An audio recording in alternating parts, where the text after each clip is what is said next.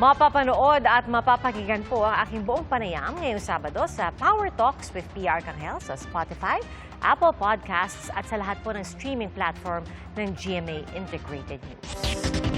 Samantala, kinwestiyon ni Senador Ping Lacson ang pagtaas umano ng pondo ng assistance to individuals in crisis situations tuwing taon ng eleksyon.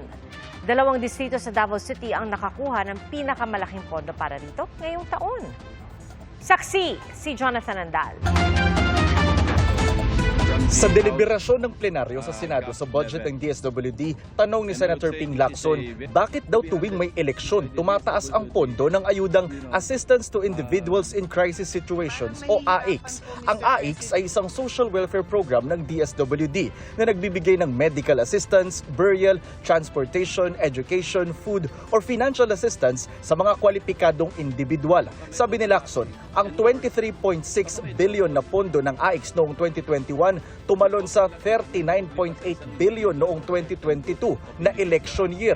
Bumaba sa 36.8 billion noong 2023, bumaba ulit sa 34.3 billion noong 2024. Pero ngayong 2025 na election year ulit, lumobo na naman ang AIC sa 44.4 billion pesos. Ginagamit ito sa politika, not really intended na tulungan yung talagang nangangailangan. So hindi ito driven ng needs, kundi driven ng politics. Baka maraming legislators na nagre-request pag election year, di ko alam, no? Baka ganun ang nangyayari. That's exactly my point, Mr. President. Ayon kay Lacson, ngayong 2025, ang pinakamalaking nakakuha ng pondo ng AICS ay ang Davao City, 1st at 2nd District, habang ang may pinakamaliit na AICS funds ay sa Sulu, 1st at 2nd District. Ang tanong ko, anong crisis meron sa Davao City na wala sa Sulu? Let's be clear, the crisis referred to in AICS are personal crisis. When we speak of these areas, I would say, Mr. President, all over the country, there are families in crisis, personal crisis. Ang kapatid ni Vice President Sara Duterte na si Representative Paulo Duterte ang nanalo noong eleksyon 2025 sa Davao City 1st District, habang ang pamangkin niyang si Representative Omar Duterte ang nanalo sa 2nd District. Pero sabi ng Vice Presidente, nagamit daw talaga ang AICS para pondohan umano ang mga congressional candidate ni dating House Speaker Martin Romualdez. Dito makikita natin na ginamit ang AICS para sa politika. Ginamit nila ang AICS to fund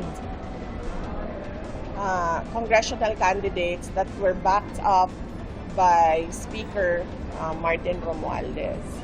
Sinusubukan pa namin kunin ang panig ni Romualdez. Hiling naman ng bise, tignan din kung magkano ang nakuhang pondo ng AICS sa iba pang congressional district na may kongresistang pumirma sa impeachment complaint laban sa kanya. Meron ng congressman na nagsabi, di ba, na yung budget ginamit para bayaran sila, para pumirma sa impeachment. Hindi lang sa flood control projects o hard projects, meron ding binigay galing sa soft projects tulad ng AICS.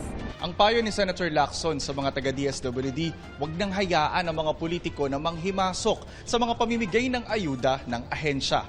Para sa GMA Integrated News, ako si Jonathan Andal, ang inyong saksi. Mga kapuso, maging una sa saksi. Mag-subscribe sa GMA Integrated News sa YouTube para sa iba't ibang balita.